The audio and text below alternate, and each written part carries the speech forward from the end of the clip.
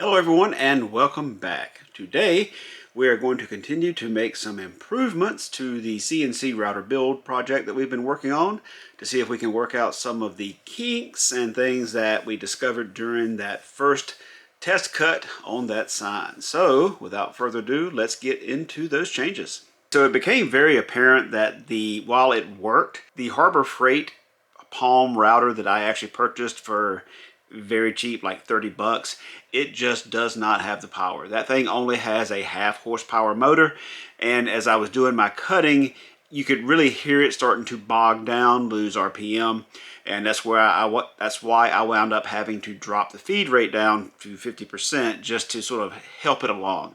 So I went out and picked up a Makita to replace it with. It is a 1 1/4 horsepower motor, and that should basically have a lot less issues going through the wood. I was looking around. I think I want to go to a real spindle in the near future with a VFD controller, but for now I found for 99 bucks they had a Makita on the Zon, and we went ahead and ordered it, and basically this showed up.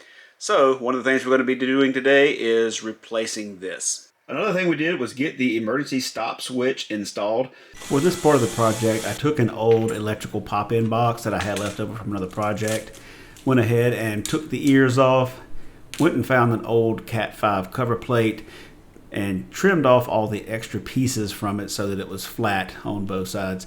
Basically did this using a chisel, pair of side cutters, just to get it cleaned up to make it a little bit easier for the drilling part.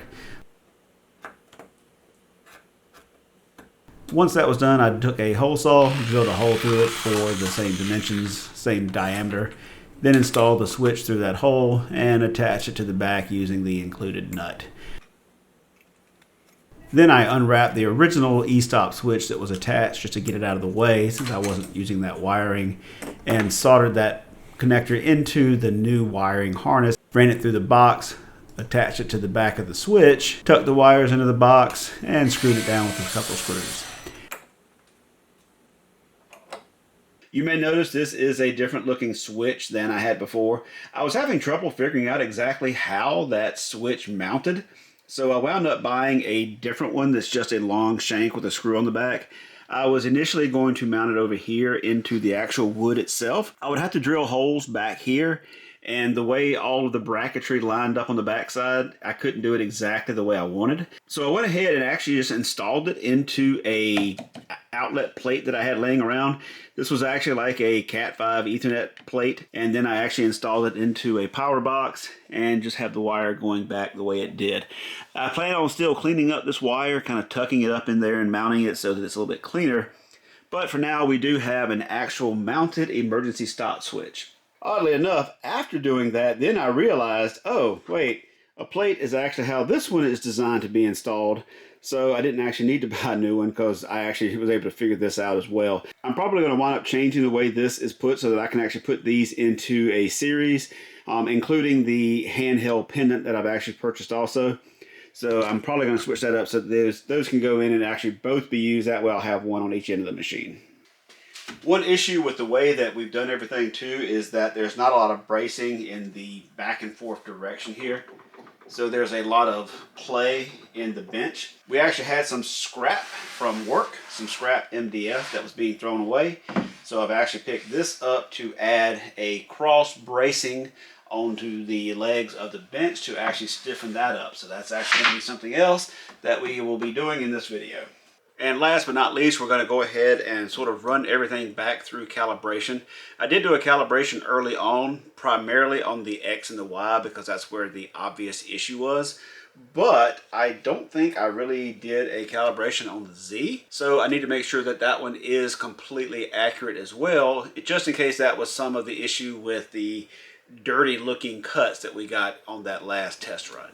The first thing we did in this project is to go ahead and swap out the Harbor Freight router for the Makita. The first thing I did was go ahead and snip all of the tie wraps so that we could work on pulling the power cable back out of the drag chains. I then removed the 2 bolts in the spindle bracket to loosen it up so that we could remove the spindle. With the bolts loosened, we then pulled the Harbor Freight router out, slid the new Makita router in, and tightened down the same 2 bolts that were loosened earlier.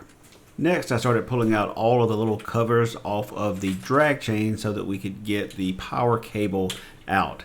And I was quickly reminded of one thing I hate about the drag chains that I got. Each of these little covers is just clipped on each side. The clips are fragile, they break easy. Sometimes they don't want to clip, sometimes they just don't want to let go. And I do not like these drag chains because of it. In a future move, I think I'm going to replace these with a better design. Once the majority of the clips were pulled out up until the curve in the drag chain, I went ahead and cut the wire that was hardwired to the Harbor Freight router. Went ahead and laid the new Makita power cable into the tray and started to put the clips back in. Once I got the majority of that buttoned down, then I was able to move the gantry down to make it easier to pull the remaining clips off and to continue to swap out the two power cables. And once I had completed putting all the clips back onto the drag chains, I went ahead and pulled out my tie wraps to complete the process of cleaning up the cables.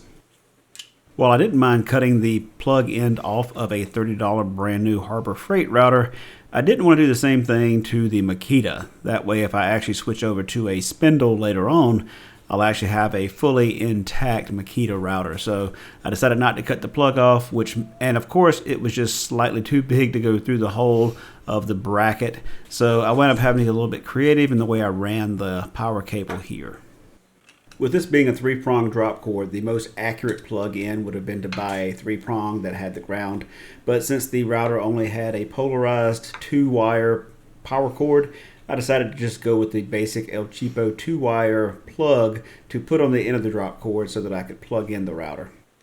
I wound up putting on crimp terminals just to make sure there was a good connection, but with the plug that I bought, they really weren't designed for it and it caused problems later on.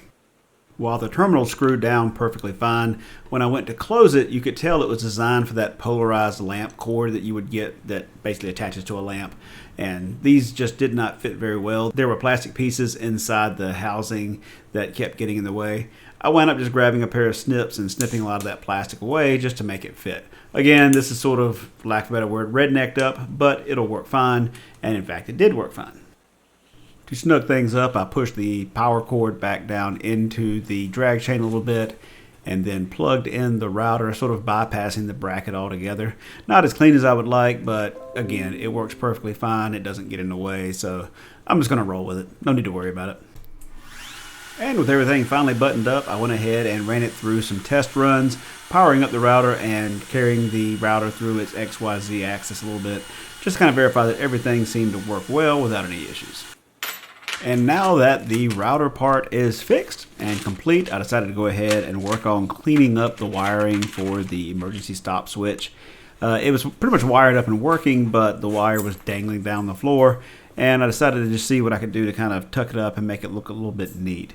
I had some old washers and some additional M5 bolts and the T-nuts for the extrusion rail. So I basically put together some spare parts that I had laying around and sort of developed my own little homemade bracket just to kind of tuck the wire up underneath.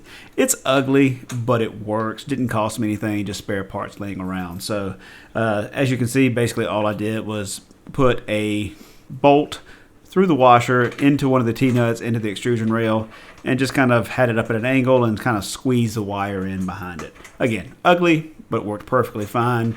Didn't give me any issues. And now that the emergency stop switch wiring is complete, I moved on to the next part of this project, which was to calibrate the Z axis. Again, the X and the Y had already been calibrated. I wasn't sure if the Z was calibrated or not, so I went ahead and did that. Basically just put a measuring device onto the system, went into the calibration software of Mach 3, told it to go up 2 inches and measured, did it go up 2 inches? In this case, it did. I would prefer it to be a longer distance, that way it's more accurate, but unfortunately the Z does not have a lot of travel on this system. And since I was doing a lot of work moving around the wiring on the emergency stop switch, I wanted to make sure it still worked, so I carried the router to its farthest reaches and did a go to Z and hit the emergency stop switch mid-move just to see how quickly the system would stop. And finally, we do the last part of this video and this project. As I showed you earlier, the bench has a lot of racking, in that one direction. So I picked up some scrap MDF from work that was being thrown away, and I'm going to use that to add some bracing onto the back. So I measured out the length that I needed for each of the legs, put it into the chop saw and chopped it off at the right angles just to make it look as pretty as I could. Again, this isn't something, it's just for function, not form, so I didn't really care how bad it looked.